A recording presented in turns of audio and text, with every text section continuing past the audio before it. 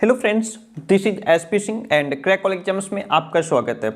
प्यारे दोस्तों, सीटेट जुलाई 2024 को टारगेट करते हुए हमारी एसएसटी की क्लासेस कंटिन्यू हैं, जिसमें जो आपका ज्योग्राफी है, क्लास 6 की ज्योग्राफी पूरी कंप्लीट हो चुकी है और ये जो हिस्ट्री है इसके भी शायद 2 ही चैप्टर बचे हैं, हिस्ट्री भी कंप्लीट हो जाएगी। ठीक है, इसके बाद फिर हम लोग क्लास 7, क्लास 8 ये सभी सब्जेक्ट्स को क्लियर करेंगे और बहुत इंपॉर्टेंट चीज़ें आप लोग पढ़ रहे हैं।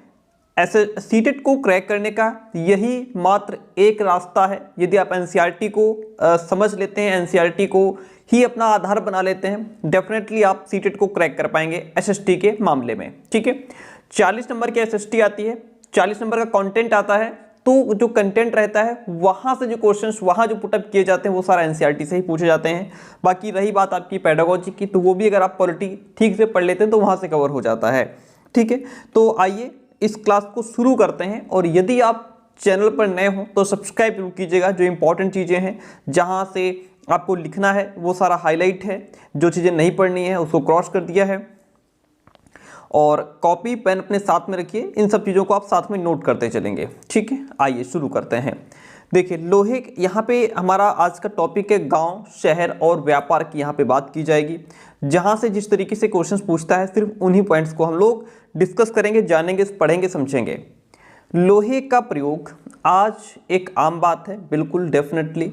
और लोहे की चीज़ें हमारी जो डेली रूटीन है उसका हिस्सा बन गई हैं।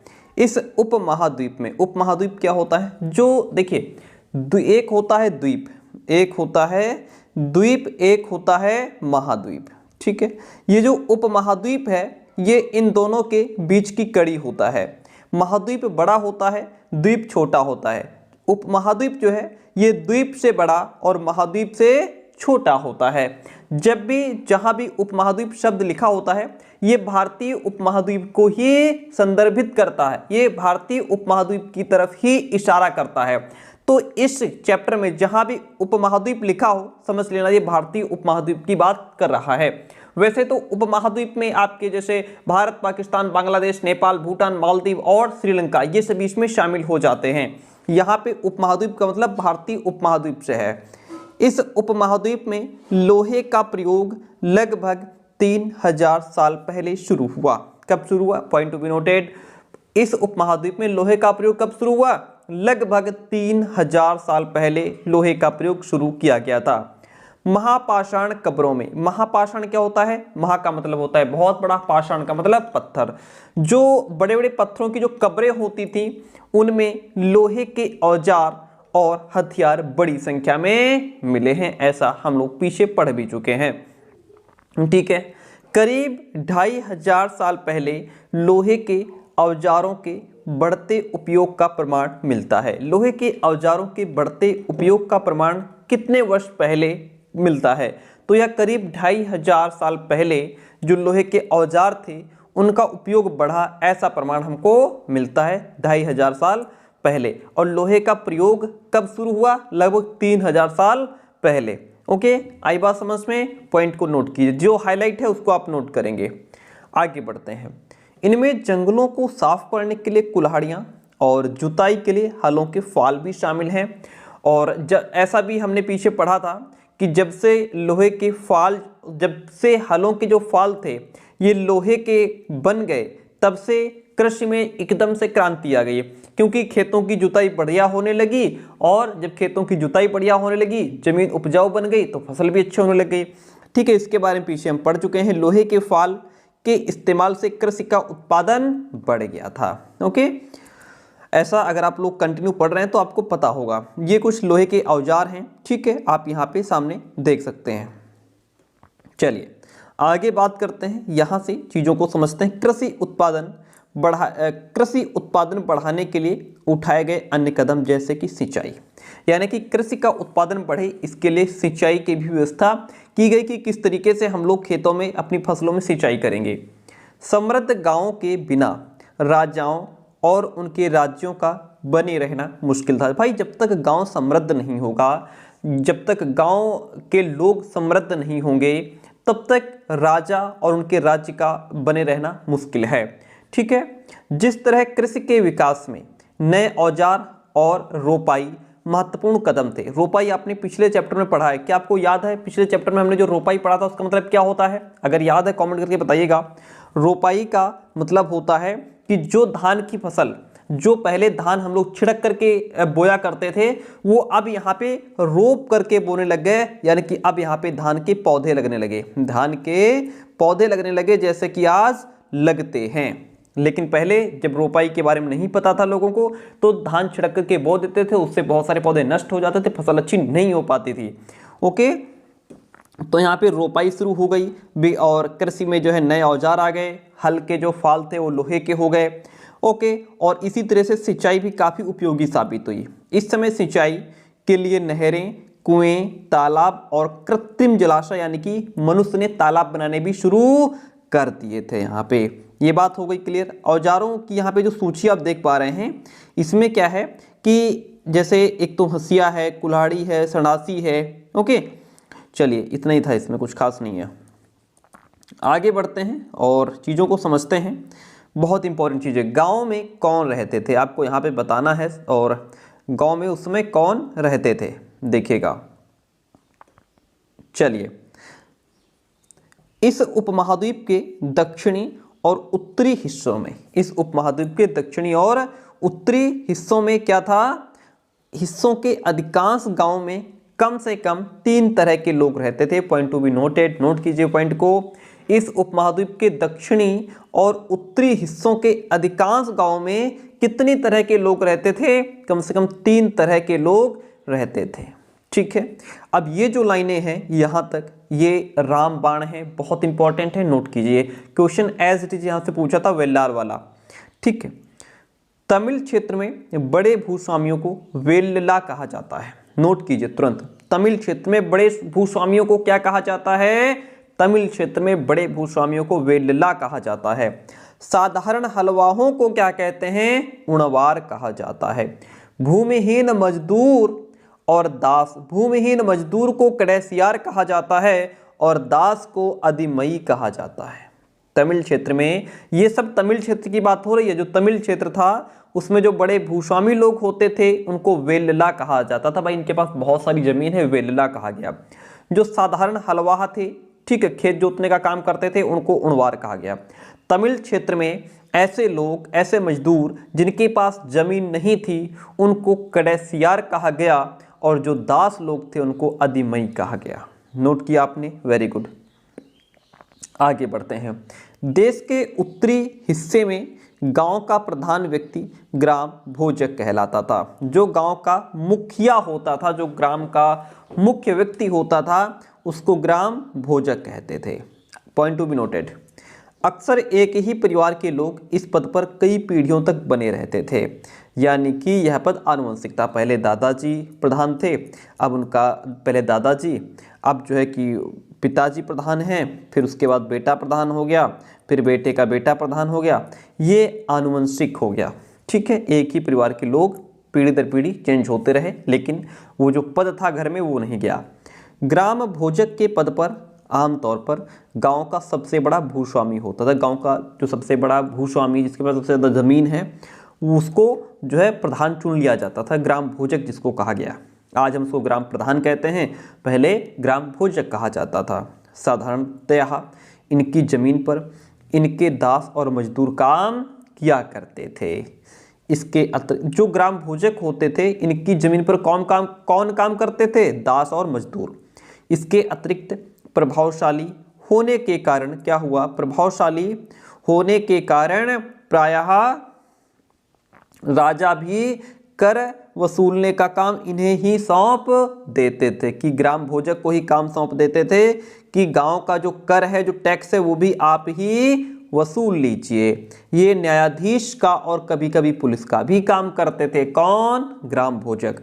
जो ग्राम का मुखिया होता था, छोटे मोटे जो लड़ाई दंगे झगड़े होते थे उनको यही निपटाया करते थे।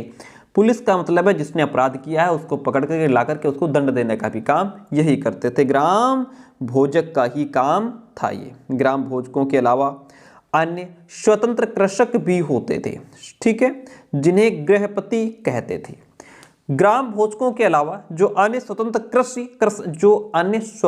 कृषक होते थे उन्हें क्या नाम दिया गया? उन्हें गृहपति कहा गया।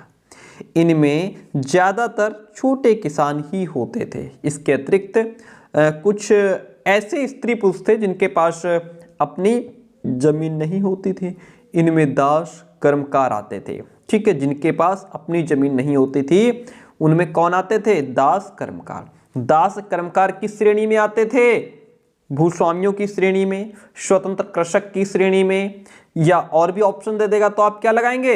जिनके पास अपनी जमीन नहीं होती थी, ये उनकी श्रेणी में आते थे, जिन्हें दूसरों की जमीन पर काम करके अपना पेट पालना होता था, अपनी जीविका चलानी पड़ती थी दास कर्मकार को। इतनी बात क्लियर हो गई? Very good. अधिकांश गांवों में लोहार, कुम्हार, बढ़ई और बुनकर जैसे कुछ शिल्पकार भी हुआ करते थे। ठीक है, यहाँ से बहुत ही इंपॉर्टेंट पॉइंट लिखा हुआ है, कतई बिल्कुल एक लाइन 1000 रुपये की यहाँ पे लिखी हुई है। तमिल की प्राचीनतम रचनाओं को क्या कहा गया है? तमिल की जो प्राचीनतम रचनाएं हैं उनको संगम साहित्य कहा गया है। एज इट इज क्वेश्चन यहाँ से पूछता है। ठीक है, इनकी रचना करीब 2300 साल पहले की गई। तमिल की प्राचीनतम जो रचनाएं हैं उनकी रचना कब की गई? इनकी जो रचना है करीब 2300 साल पहले की गई थी। इन्हें संगम क्यों कहा जाता है? संगम इसलिए कहा जाता है क्योंकि मदुरै के कवियों के सम्मेलनों में इनका संकलन किया जाता था, इसलिए इनको संगम कहा गया। गांव में रहने वालों के जिन तमिल नामों का उल्लेख किया गया है, गांव में रहने वालों के जिन तमिल नामों का उल्लेख किया गया है वे संगम साहित्य में पाए जाते हैं। कहाँ पाए जाते हैं? संगम साहित्य में। तो यहाँ से आपके क्वेश्चन क्लियर हो गए। तमिल की प्राचीनतम रचनाओं को संगम साहित्य कहते हैं। रचना कब हुई? 2300 साल पहले हुई। ठीक है, और इनको संगम साहित्य कहा जाता है क्योंकि लग गया स्टेटमेंट आपका यहीं से बन जाएगा। कवियों के सम्मेलनों में इनका संकलन किया जाता था। इतनी बात क्लियर हो गई? Very good. अब यहाँ से हम आगे बढ़ेंगे, तो आगे जब बढ़ेंगे तो यहाँ से बात आएगी सिक्के की। और सिक्के जो हैं ये, इन सिक्कों को कहा गया है आहत सिक्के। क्या नाम दिया गया है? आहत सिक्के। अब ये आहत सिक्के क्या होते हैं, इनको ये नाम क्यों दिया गया है, हम इनके बारे में थोड़ा सा यहाँ से समझ लेते हैं। आहत सिक्के की बात कर लेते हैं। आहत सिक्के सामान्यतः आयताकार और कभी कभी वर्गाकार या गोल होते थे। पहले तो इनका याद कीजिए कि इनका जो शेप होता था वो किस तरीके का होता था। ये आयताकार होते थे, कभी कभी इनको वर्गाकार कर दिया जाता था यानी कि वर्ग के आकार का, या फिर ये गोल भी होते थे। ये जो आहत सिक्के होते थे या तो धातु की चादर को काटकर या धातु के चपटे गोलिकाओं से बनाए जाते थे। आहत सिक्के किससे बनाए जाते थे? आहत सिक्के धातु की चादर को काटकर या फिर धातु के चपटे गोलिकाओं से बनाए जाते थे। ओके, इन सिक्कों पर कुछ लिखा हुआ नहीं था। किन सिक्कों पर कुछ भी लिखा हुआ नहीं था? आहत सिक्कों पर कुछ भी लिखा हुआ नहीं था, बल्कि क्या था, इन पर कुछ चिन्ह ठप्पे से बनाए जाते थे। किससे? ठप्पा मार करके कुछ चिन्ह बना दिए जाते थे, इसलिए ये आहत सिक्के कहलाए। अब भाई ठप्पा मार करके चिन्ह बना देना और ठप्पा मार करके चिन्ह बनाए जाते थे तो उसको आहत नाम क्यों दिया गया? देखिए, आहत का प्रॉपर अर्थ जो होता है वो होता है किसी को जख्म देना। आहत का मतलब होता है किसी को जख्म कर देना, किसी को घायल कर देना। जैसे मैं उसकी वाणी से आहत हो गया, यानी कि मैं वो बात मेरे दिल पे लग गई। यहाँ पे कहने का मतलब जो ठप्पा लगाया जाता था तो सिक्के का क्या होता था? सिक्के का कुछ हिस्सा अंदर की तरफ दब जाता था, जैसे कि यहाँ पे आप देख पा रहे हैं। ठीक है, इसका मतलब ये हुआ कि सिक्का जो है वो अंदर की तरफ दब गया, या जो है कि उस पर ये चिन्ह बनाए गए, इससे सिक्का आहत हो जाता था, यानी कि उस पर कुछ जो दब गया, उस पर निशान पड़ गए। ठीक है, और कुछ हिस्सा उसका उठ गया तो इसको आहत नाम दिया गया, यानी कि ये सिक्का घातक हो गया, है ना, चोट पड़ी ना, उस पर चोट पड़ी, इस वजह से उसको आहत नाम दिया गया। ये सिक्के उपमहाद्वीप के लगभग अधिकांश हिस्सों में पाए जाते हैं और ईसा की आरंभिक सदियों तक ये प्रचलन में रहे। आहत सिक्के कब तक प्रचलन में रहे? नोट कीजिए इस लाइन को यहाँ से। ये जो आहत सिक्के थे ये ईसा की आरंभिक सदियों तक प्रचलन में रहे, इसको नोट कर लीजिए। आइए सिक्के के बारे में थोड़ा ठीक से समझ लेते हैं। पुरातत्वविदों को इस युग के हजारों सिक्के मिले हैं। कितने हजारों सिक्के मिले हैं। सबसे पुराने आहत सिक्के थे, नोट कीजिए, सबसे पुराने सिक्के कौन थे? आहत सिक्के थे, जो करीब 500 साल तक चले। आहत सिक्के कब तक चले, कितने सालों तक? तो आहत सिक्के लगभग 500 सालों तक चले थे। ओके, जैसा कि आप नीचे देख पा रहे हैं, ये होते थे आहत सिक्के। चांदी या तांबे के सिक्कों पर विभिन्न आकृतियों को आहत कर, आहत मानी चोट मार करके बनाए जाने के कारण इन्हें आहत सिक्के कहा जाता था। आई बात समझ में? इतना क्लियर हो गया? Very good. नीचे आप पिक्चर देख सकते हैं। ठीक है, यहाँ से कुछ क्वेश्चन बनने की संभावना नहीं है, तो हम आगे बढ़ जाएंगे। नगर और अनेक गतिविधियों के केंद्र, देखिए कैसे जो नगर थे वो अनेक गतिविधियों के केंद्र हुआ करते थे। अच्छा, आप में से बहुत सारे विद्यार्थी जो है कि ना तो वीडियोस को लाइक करते हैं, ना तो कमेंट करते हैं, देखते हैं चले जाते हैं। तो मतलब कहीं ना कहीं इसका मतलब है हमारी कमी है, तभी आप लोग लाइक नहीं करते हैं। यदि आपको लगता है कि हम मेहनत कर रहे हैं, क्लास आपको पसंद आ रही है, क्योंकि आपके हिस्से की मेहनत हम कर रहे हैं। अगर आप एक पूरा चैप्टर पढ़ने बैठ जाएंगे बोर हो जाएंगे, लेकिन हम एक एक लाइन, एक एक शब्द को पढ़ करके उसमें से हाईलाइट करते हैं, आपके लिए इंपॉर्टेंट चीज़ें निकालते हैं। अगर लगता है कि ठीक है तो लाइक कमेंट कर दिया करो। उससे ये रहता है कि हाँ, इतने विद्यार्थी हमारे चैनल पर एक्टिव हैं, वो हमें देखना चाहते हैं, हमारे वीडियोज़ का इंतजार करते हैं, तो हमें मेहनत करने में और मज़ा आता है। ठीक है, हम कुल मिलाकर के मोटिवेट हो जाते हैं आपके कमेंट को देख करके। नगर अनेक गतिविधियों के केंद्र हुआ करते थे। अक्सर नगर कई कारणों से महत्वपूर्ण हो जाते थे। जो नगर थे वो कई कारणों से इंपॉर्टेंट हो जाते थे। उदाहरण के लिए जैसे कि आपका मथुरा हो गया। ठीक है, मानचित्र अगर हम देखेंगे तो पीछे जाएंगे, पेज नंबर 89 पे आगे बढ़ेंगे। यह 250 साल से भी ज़्यादा समय से एक महत्वपूर्ण नगर रहा है। कौन, किसकी बात हो रही है? ये मथुरा की बात हो रही है प्यारे दोस्तों। किसकी बात हो रही है? मथुरा जो था ये 250 साल से भी ज़्यादा समय से एक महत्वपूर्ण नगर रहा है, क्योंकि ये यातायात और व्यापार के दो मुख्य रास्तों पर स्थित था। कौन? मथुरा। इनमें से एक रास्ता उत्तर पश्चिम से पूरब की ओर, उत्तर पश्चिम से पूरब की ओर, दूसरा उत्तर से दक्षिण की ओर जाने वाला था। ओके, ये इसके दो मुख्य रास्ते थे जो यातायात और व्यापार के लिए बहुत इंपॉर्टेंट थे। शहर के चारों ओर किलेबंदी थी। किले, बड़े ऊंचे ऊंचे किले बनाए जाते थे जिससे कि हमारा गांव, हमारा राज्य समृद्धशाली लगे, बाहरी कोई आक्रमण ना कर पाए। इसमें अनेक मंदिर थे। मथुरा में अनेक मंदिर थे। आसपास के किसान और पशु पालने वाले शहर में रहने वालों के लिए भोजन इकट्ठा किया करते थे या भोजन जुटाते थे, भोजन तैयार करते थे। मथुरा बेहतरीन मूर्तियां बनाने का केंद्र था। पूछ लेगा क्वेश्चन आपसे कि मूर्तियां बनाने का बेहतरीन केंद्र किसको माना जाता है?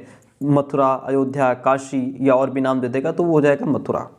ओके, लगभग 2000 साल पहले मथुरा कुषाणों की दूसरी राजधानी बनी। ठीक है, कुछ लगभग 2000 साल पहले कुषाणों की दूसरी राजधानी किसको बनाया गया? मथुरा को बनाया गया। नोट कीजिए लाइन को। ठीक है, ये सारी लाइनें नोट कर लीजिए। 2000 साल पहले मथुरा जो थी कुषाणों की दूसरी राजधानी थी। ठीक है, इसके बारे में और डिटेल में हम अभी आगे पढ़ेंगे। मथुरा एक धार्मिक केंद्र भी रहा, आज भी है। यहाँ बौद्ध विहार और जैन मंदिर हैं। ठीक है, मथुरा में यह कृष्ण भक्ति का एक महत्वपूर्ण केंद्र था, है और रहेगा, आज भी है। ओके, आगे बात कर लेते हैं। देखिएगा, बहुत इंपॉर्टेंट चीज़ आप लोग पढ़ रहे हैं, एकदम कतई बहुत ही। जो भी बच्चा एनसीईआरटी पढ़ रहा है वो सही डायरेक्शन में जा रहा है, उसे कोई भी सीटेट क्रैक करने से रोक नहीं पाएगा। मथुरा में प्रस्तर खंडों और मूर्तियों पर अनेक अभिलेख मिले हैं। ठीक है, मथुरा में जो प्रस्तर खंड या जो मूर्तियां हैं उन पर बहुत सारे अभिलेख मिले हैं। अभिलेख मतलब जिन्होंने पहले जो उत्कीर्ण करवाए गए थे, प्रति जो लिखवाया गया था उसको अभिलेख कहते हैं। आप पहले ही पढ़ चुके हैं। आमतौर पर ये संक्षिप्त अभिलेख हैं। संक्षिप्त का मतलब इनमें बहुत कम लिखा है, जो स्त्रियों और पुरुषों के द्वारा मठों या मंदिरों को दिए जाने वाले दान का उल्लेख करते हैं। यानी कि अक्सर राजा, शहर के राजा, रानी, अधिकारी, व्यापारी, शिल्पकार इस प्रकार के दान करते थे और फिर उनका नाम, उनकी डिटेल जो है उस पर लिख दी जाती थी कि इसने इतना पैसा दान दिया। उदाहरण के लिए मथुरा के अभिलेख में सुनारों, लोहारों, बुनकरों, टोकरी बनाने वाले, माला बनाने वाले और जो इत्र बनाने वाले हैं उनका उल्लेख मिलता है। कुल मिलाकर के इनका उल्लेख मिलता है उसमें, जो अभिलेख हैं जो मूर्तियों पर बनाए गए हैं। कहाँ? मथुरा में। इतनी बात क्लियर हो गई। आइए आगे बढ़ते हैं। अब यहाँ से हम बात करेंगे शिल्प और शिल्पकार की। देखिए किसकी बात करेंगे? शिल्प और शिल्पकार की। पुरा स्थलों से शिल्पों के नमूने मिले हैं। ठीक है, शिल्पों के नमूने कहाँ से मिले हैं? पुरा स्थलों से। इनमें मिट्टी के बहुत ही पतले और सुंदर बर्तन मिले हैं जिन्हें उत्तर उत्तरी काले चमकीले पात्र कहा जाता है। क्या है, इनमें बहुत ही पतले और सुंदर बर्तन मिले हैं और वो भी मिट्टी के हैं, तो इनको उत्तरी काले चमकीले पात्र नाम दिया गया है। क्यों? क्योंकि ये ज़्यादातर उपमहाद्वीप के उत्तरी भाग में मिले हैं। ध्यान रहे कि अन्य दूसरे शिल्पों के अवशेष यहाँ पर लगभग नहीं बचे होंगे। जैसा कि विभिन्न ग्रंथों से पता चलता है कि कपड़ों का उत्पादन बहुत महत्वपूर्ण था। उत्तर में वाराणसी और दक्षिण में मदुरै इसके प्रसिद्ध केंद्र थे। कपड़ों का जो उत्पादन था, इसके महत्वपूर्ण केंद्र कौन थे? तो इसके जो महत्वपूर्ण केंद्र थे वो उत्तर में वाराणसी था और दक्षिण में मदुरै जो थे, ये कपड़ों के उत्पादन के महत्वपूर्ण केंद्र माने जाते थे। यहाँ पर स्त्री पुरुष दोनों लोग काम किया करते थे। ठीक है, अनेक शिल्पकार और व्यापारी अपने अपने संघ बनाने लग गए थे यहाँ पे, उन्हें जिन्हें श्रेणी कहा गया है। श्रेणी से रिलेटेड क्वेश्चन पूछा गया है प्यारे दोस्तों कि श्रेणी क्या है, किसे कहा गया है। तो अनेक शिल्पकार थे, व्यापारी थे, वो अपने अपने संघ बनाने लग गए थे, इन्हें श्रेणी नाम दिया गया, इन्हें श्रेणी कहा गया। शिल्पकारों की श्रेणियों का काम प्रशिक्षण देना, कच्चा माल उपलब्ध कराना और तैयार माल का वितरण करना था। जबकि व्यापारियों की जो श्रेणियां हुआ करती थी, व्यापार का संचालन करती थी। श्रेणियां जो हैं ये बैंकों के रूप में भी काम करती थी, जहां लोग अपने पैसे जमा कर देते थे।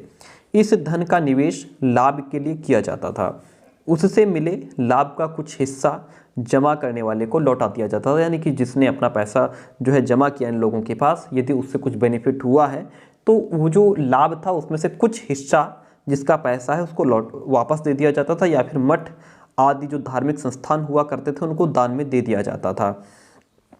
अब ये जो यहाँ पे हम पढ़ रहे थे कि जो बर्तन थे उत्तरी काले चमकीले पात्र थे, आइए इनके बारे में थोड़ी सी जानकारी ले लेते हैं। ये रहा उत्तरी काले चमकीले पात्र। ये एक कठोर चाक निर्मित धातु की तरह दिखने वाले और चमकदार काली सतह वाले पात्र हैं। आई बात समझ में? जो ये उत्तरी काले चमकीले पात्र हैं, ये कठोर चाक से निर्मित हैं, धातु की तरह बने तो मिट्टी के हैं लेकिन बिल्कुल धातु की तरह दिखने वाले हैं। चमकदार इनकी काली सतह है। इसे बनाने के लिए कुम्हार मिट्टी के बर्तनों को भट्ठों पर उच्च तापमान हाई टेम्परेचर पर रखते थे, जिसके परिणाम स्वरूप इन बर्तनों की जो बाहरी सतह थी, जो बाहरी आउटर एरिया था, वो ब्लैक हो जाता था। इन पर एक पतली काली लेप भी लगाई जाती थी जो इस बर्तन को शीशे जैसी चमक प्रदान कर देती थी। इसलिए नाम क्या दिया गया? इनको नाम दिया गया उत्तरी काले चमकीले बर्तन। बात क्लियर हुई? इतना क्लियर हो गया। अब आगे बढ़ते हैं। यहाँ पे कुछ चीज़ें दी हैं, जैसे कि सूत कातने और बुनने के नियम क्या थे। सूत बुनने और कातने के जो नियम हैं ये अर्थशास्त्र से लिए गए हैं। कहाँ से? अर्थशास्त्र से लिए गए हैं। बाकी इसमें कुछ खास इंपॉर्टेंट नहीं है। जो नियम है वो आप पढ़ना चाहो तो पढ़ लेना, कुछ खास नहीं, इसलिए हमने इसको काट दिया, हटा दिया। देखिए, सूक्ष्म निरीक्षण अरिकामेडु की बात कर लेते हैं। देखिएगा, अरिकामेडु जो कि पुदुचेरी में है, हम ढूंढेंगे तो पेज नंबर 89 पे जाएंगे। अरिकामेडु कहाँ है? पुदुचेरी में। लगभग 2200 से 1900 साल पहले अरिकामेडु एक पत्तन था। यहाँ दूर दूर से आए जहाज़ों से सामान उतारे जाते थे, यानी कि जहाँ पर दूर दूर से जहाज़ आते थे, जहाज़ों से सामान उतारा जाता था, उसको पत्तन कहा गया। यहाँ ईंटों से बना एक ढांचा भी मिला है जो संभवतः गोदाम रहा है। ठीक है, ईंटों से बना एक ढांचा मिला है, जाहिर सी बात है वहाँ पे सामान रखा जाता होगा। यहाँ भूमध्य सागरीय क्षेत्र के एम्फोरा जैसे पात्र मिले हैं। कहाँ मिले हैं? तो ये अरिकामेडु में, ठीक है, मिले हैं। ओके, इनमें शराब या, हाँ लाइन बहुत इंपॉर्टेंट लिख लीजिए, यहाँ भूमध्य सागरीय क्षेत्र के एम्फोरा जैसे पात्र कहाँ मिले हैं? अरिकामेडु में। ठीक है, अरिकामेडु क्या था? एक पत्तन था जहाँ पे दूर दूर से जो जहाज आते थे उनसे सामान उतारा जाता था। अरिकामेडु कहाँ है? पुदुचेरी में है। इनमें शराब या तेल जैसे तरल पदार्थ रखे जा सकते थे। इनमें दोनों तरफ से पकड़ने के लिए हत्थे लगे हैं। साथ ही यहाँ बहुत इंपॉर्टेंट लाइन है, थोड़ा जूम कर लेता हूँ, देखिएगा। यहाँ एरेटाइन जैसे मोहर लगे लाल चमकदार बर्तन भी मिले हैं। कहाँ? अरिकामेडु में। अरिकामेडु कहाँ है? पुदुचेरी में है। एरेटाइन जैसे मोहर लगे लाल चमकदार बर्तन कहाँ मिले हैं? अरिकामेडु में। इन्हें इटली के एक शहर के नाम पर एरेटाइन पात्र के नाम से जाना जाता है। किस शहर के नाम पर? तो इनको भैया जो मोहर लगे लाल चमकदार बर्तन हैं, इनको क्या कहा गया? एरेटाइन कहा गया। किसके नाम पर? इटली के एक शहर के नाम पर इनको एरेटाइन नाम दिया गया है। इसे मोहर लगे सांचे पर गीली चिकनी मिट्टी को दबा करके बनाया जाता था। अब देखिए यहाँ पे क्या है, अभिलेखित मिट्टी के कुछ बर्तन हैं। यहाँ पे कई बर्तनों पर ब्राह्मी लिपि में अभिलेख मिले हैं। कई बर्तनों पर क्या है, ब्राह्मी लिपि में लिखे हुए अभिलेख मिले हैं।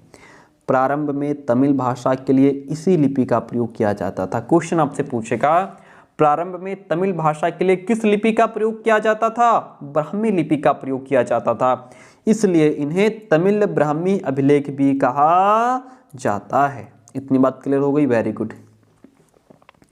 अगला पॉइंट हमारे सामने है, बहुत इंपॉर्टेंट पॉइंट है। कुछ ऐसे बर्तन भी मिले हैं जिनका डिजाइन तो रोम का था किंतु वे यहीं बनाए जाते थे। डिजाइन रोम का था लेकिन बनाए यहीं जाते थे। यहाँ रोमन लैंप, शीशे के बर्तन और रत्न भी मिले हैं। साथ ही छोटे छोटे कुंड मिले हैं जो संभवतः कपड़े की रंगाई के पात्र रहे होंगे। और यहाँ पर शीशे और अर्ध बहुमूल्य पत्थरों से मनके बनाने के पर्याप्त साक्ष्य भी मिले हैं। आगे बढ़ेंगे तो हमें कुछ और इम्पोर्टेंट चीज़ें मिलेंगी, जैसे ये तो इम्पोर्टेंट है नहीं तो इसको हटा दिया गया। अब यहाँ से देखिए, अच्छा एग्ज़ाम जैसे आगे अब चाहे छोटा एग्जाम हो या बड़ा हो, डीप क्वेश्चंस पूछता है। दूसरी बात है कि सब एनसीईआरटी से पूछता है। ओके, जिस बच्चे ने एनसीईआरटी पढ़ ली उसके लिए चाहे कोई टेट हो, सीटेट हो, सुपर टेट हो या पेट एग्जाम हो, सारे क्वेश्चंस यहीं से डेफिनेटली यहीं से मिलते हैं। चाहे तो आप क्वेश्चन पेपर उठा के देख लीजिए।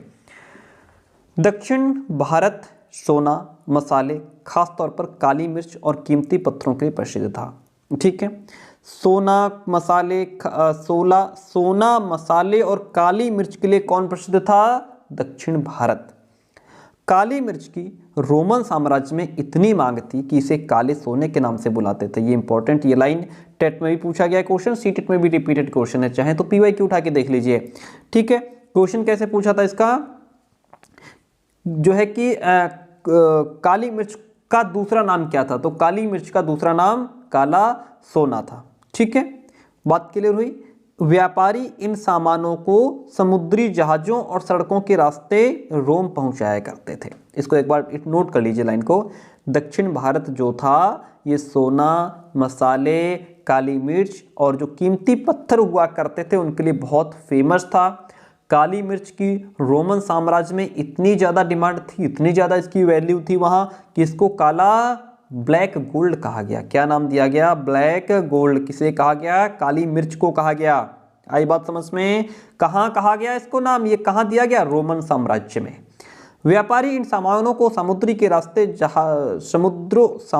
समुद्री जहाजों, सड़कों के रास्ते रोम पहुंचाते थे। दक्षिण भारत में ऐसे अनेक रोमन सोने के सिक्के मिले हैं। इससे ये अंदाजा लगाया जाता है कि उन दिनों रोम के साथ बहुत अच्छा व्यापार चल रहा था। ये एक छोटी सी कविता है और पढ़ना लगभग जरूरी है। व्यापार से जुड़ी कविता है। व्यापार के प्रमाण हमें संगम कविताओं में भी मिलते हैं, जैसे समुद्री जहाज़ों पर लाए गए तेज तर्रार घोड़े, गाड़ियों पर काली मिर्च की गठरियाँ आती थी। हिमालय से मिले रत्न और सोना कहाँ से मिले? हिमालय से। दक्षिण की पहाड़ियों से चंदन की लकड़ियाँ कहाँ से मिली? दक्षिण की पहाड़ियों से। दक्षिण सागर के मोती कहाँ से मिले? दक्षिण सागर से। पूर्वी सागर के मूंगे कहाँ से मिले? पूर्वी सागर से। गंगा और कावेरी की फसलें, ऐसी फसलें जिनको गंगा और कावेरी नदी के पानी से उगाया गया, वहाँ से वो पैदा हुई, वो फसलें हो गई। श्रीलंका से आए खाद्यान्न, म्यांमार के बने मिट्टी के बर्तन कहाँ बने? म्यांमार से। ठीक है, इन चीज़ों को आप नोट कर लीजिए और ध्यान दीजिए इन पर। आगे बढ़ते हैं और इम्पोर्टेंट चीज़ें समझते हैं। व्यापारियों ने क्या किया कि व्यापारियों ने कई समुद्री रास्ते खोज निकाले। इनमें से कुछ समुद्र के किनारे चलते थे, कुछ अरब सागर और बंगाल की खाड़ी पार करते थे। नाविक मानसूनी हवा का फायदा उठा करके अपनी यात्रा जल्दी पूरी कर लेते थे। यानी कि जिस तरीके की हवा चल रही है उसके अनुकूल चल करके अपनी यात्रा जल्दी पूरी कर लेते थे। वे अफ्रीका या अरब के पूर्वी तट से इस उपमहाद्वीप के पश्चिमी तट पर पहुंचना चाहते थे, तो दक्षिणी पश्चिमी मानसून के साथ चलना पसंद करते थे। इन लंबी यात्राओं के लिए मजबूत जहाज़ों का निर्माण किया जाता था। ओके, समुद्री तटों से लगे कुछ राज्य थे, आइए इनके बारे में समझ लेते हैं। इस उपमहाद्वीप के दक्षिणी भाग में बड़ा तटीय प्रदेश है। कहाँ? इस उपमहाद्वीप के दक्षिणी भाग में इनमें बहुत से पहाड़, पठार और नदी के मैदान हैं। नदियों के मैदानी इलाकों में कावेरी का जो मैदान है वो सबसे उपजाऊ है। नदियों के मैदानी इलाकों में किसका मैदान सबसे उपजाऊ है? कावेरी नदी का मैदान सबसे उपजाऊ है।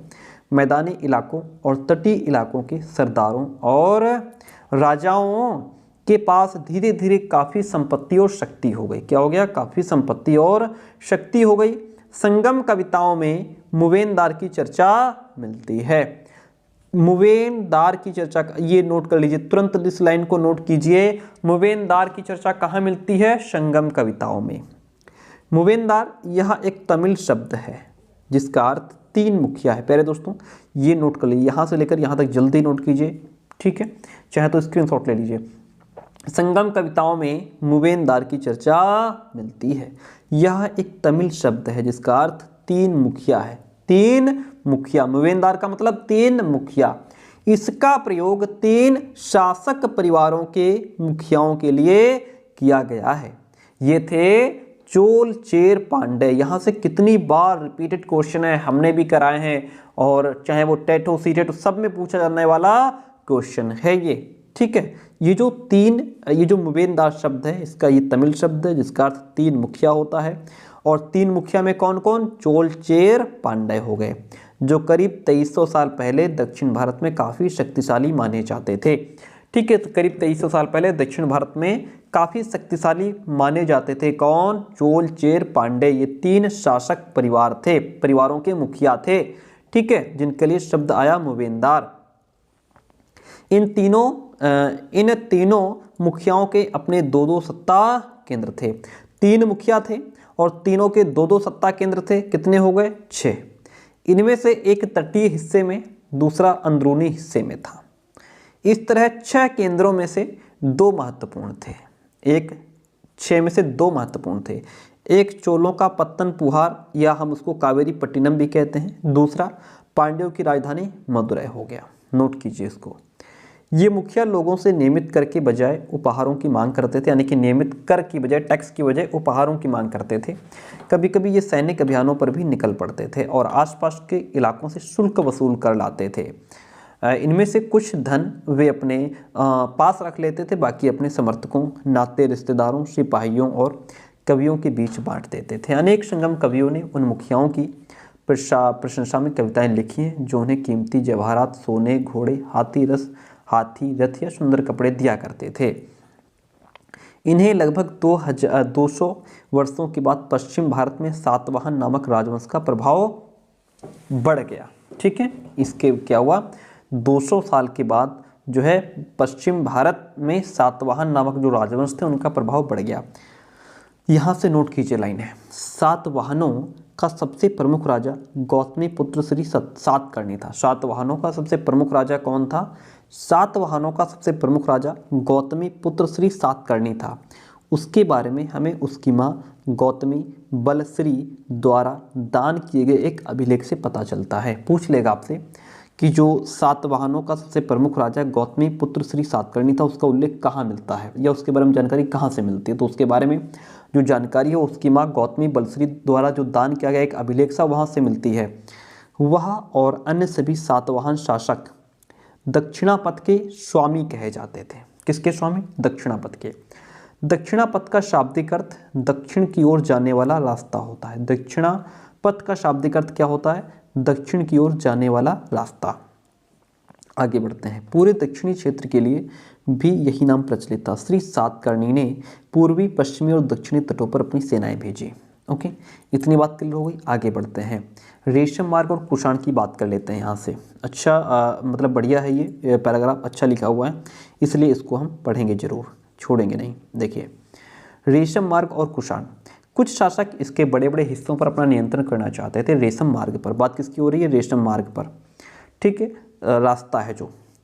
कुछ शासक इसके बड़े बड़े हिस्सों पर अपना नियंत्रण करना चाहते थे क्योंकि इस रास्ते पर यात्रा कर रहे व्यापारियों से उन्हें टैक्स, कुछ शुल्क और तोहफों के जरिए लाभ मिलता था। इसके बदले ये जो शासक थे, कुषाण शासक, ये शासक इन व्यापारियों को अपने राज्य से गुजरते वक्त लुटेरों के आक्रमणों से सुरक्षा भी देते थे।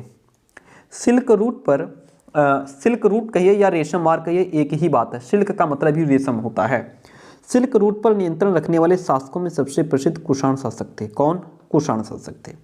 करीब 2000 साल पहले मध्य एशिया और पश्चिमोत्तर भारत पर इनका शासन था। किनका? कुषाण शासकों का। पेशावर और मथुरा इनके दो मुख्य शक्तिशाली केंद्र हुआ करते थे। तक्षशिला भी इनके ही राज्य का हिस्सा था। इनके शासनकाल में ही सिल्क रूट या रेशम मार्ग की एक शाखा मध्य एशिया से होकर सिंधु नदी के मुहानों के पत्तनों तक जाती थी। फिर यहाँ से जहाज़ों के द्वारा रेशम पश्चिम की ओर रोमन साम्राज्य तक पहुँचता था। इतनी बात क्लियर हो गई। तो यहाँ तक हमारा ये जो आज का चैप्टर था वो फाइनल हुआ। हम आगे बढ़ते हैं तो कुछ और इम्पोर्टेंट जैसे कुछ महत्वपूर्ण तिथियाँ जानते हैं। उपमहाद्वीप में लोहे के प्रयोग की जो शुरुआत है वो कब हुई? उपमहाद्वीप में लोहे के प्रयोग की जो शुरुआत है करीब 3000 साल पहले हुई। लोहे के प्रयोग में बढ़ोतरी नगर आहत सिक्के करीब 2500 साल पहले आए। संगम साहित्य की रचना लगभग 2300 साल पहले हुई। अरिकामेडु का जो पत्तन था करीब 2200 से लेकर के 1900 साल पहले। रेशम बनाने की कला का खोज लगभग 7000 साल पहले आया। चोल चेर पांड्य जो थे ये लगभग 2300 साल पहले आए। रोमन साम्राज्य में रेशम की जो बढ़ती मांग है लगभग 2000 साल पहले थी। कुषाण शासक कनिष्क जो थे लगभग 1900 साल पहले आए। फाशियन का भारत आगमन 1600 वर्ष पहले हुआ। वेनसोंग की भारत यात्रा अपार की शिव स्तुति की रचना लगभग 1400 साल पहले हुई। इतनी बात क्लियर हुई। चैप्टर हमारा कवर हुआ। इसके बाद शायद 2 चैप्टर और बचते हैं। क्लास 6 की हिस्ट्री कंप्लीट हो जाएगी। ज्योग्राफी पहले ही कंप्लीट हो चुकी है। पॉलिटी रहेगी। फिर क्लास 7, 8 सब कवर कर देंगे। ठीक है। क्लासेस आपकी जो क्लासेज का टाइम है, एक क्लास आपकी 2 बजे होती है, एक क्लास आपकी 9 बजे होती है। ठीक है। दोनों PM पे होती हैं ये। तो इधर होली की वजह से 2 बजे वाली क्लास नहीं हो पाई है, लेकिन अब कंटिन्यू आपको क्लासेस मिलेंगी। कोशिश करेंगे कि ये क्लास हम आपको 6 बजे भी दे दें। Thank you so much. Class कैसे रही कमेंट करके आप ज़रूर बताइएगा।